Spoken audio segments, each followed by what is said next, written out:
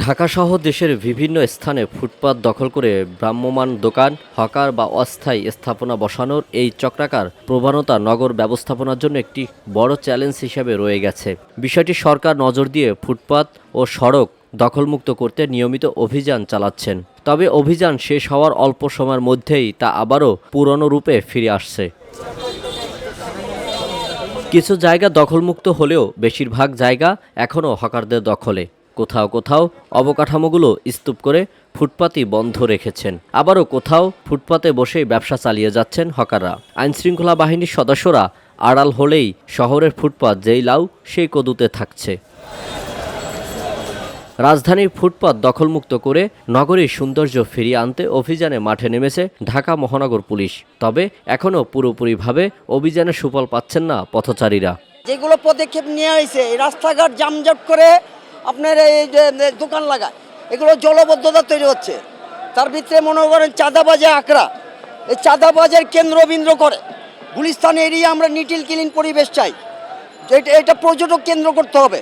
বহু বছর ধরে আমরা এই রাস্তাগুলোর ভিতরে আমরা যথেষ্টভাবে কষ্ট করি, মানে যে কোনো অবস্থায় এগুলো আমরা চাচ্ছি না। আমরা ফুটপাত দখলদারীদের আমরা প্রশ্রয় দেবো না। আমি চাই না এরা রাস্তা দখল করে দোকানদারি করুক, রাস্তা ছেড়ে দেবে, কিন্তু তাদের একটা ব্যবস্থা করে দিন। অনেক পার্ক আছে, অনেক জায়গা আছে, এই গুলিস্তান নাট্যমঞ্চ এগুলো দরকার নাই। ওই জায়গাগুলো দিয়ে দিক, তারা ওইখানে পুনর্বাসন ব্যবসা করুক, কিন্তু এই ব্যবসায়ীদেরকে ওইখানে পুনর্বাসন করে দিক। এরা এখানে ব্যবসা করবে, রাস্তায় কেউ থাকবে না, এরা ওইখানে ব্যবসা করে খাবে, এদের সংসার বাঁচাইতে হবে।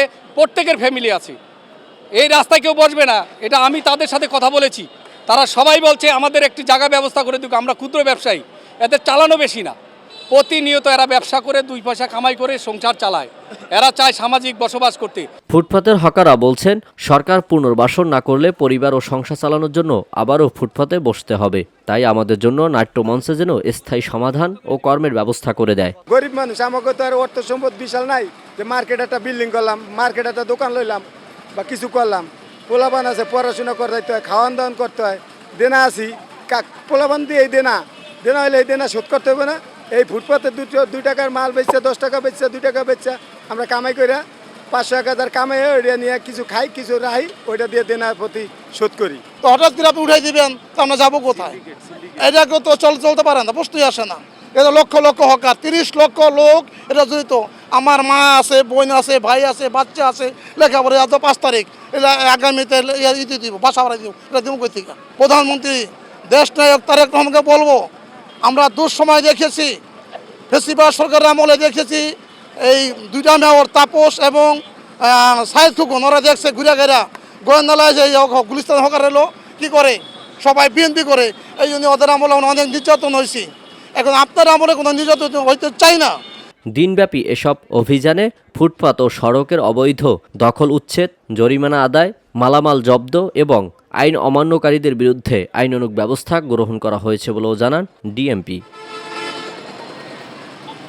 আল আমিন এম তাওহিদ, ভিওডি বাংলা, ঢাকা।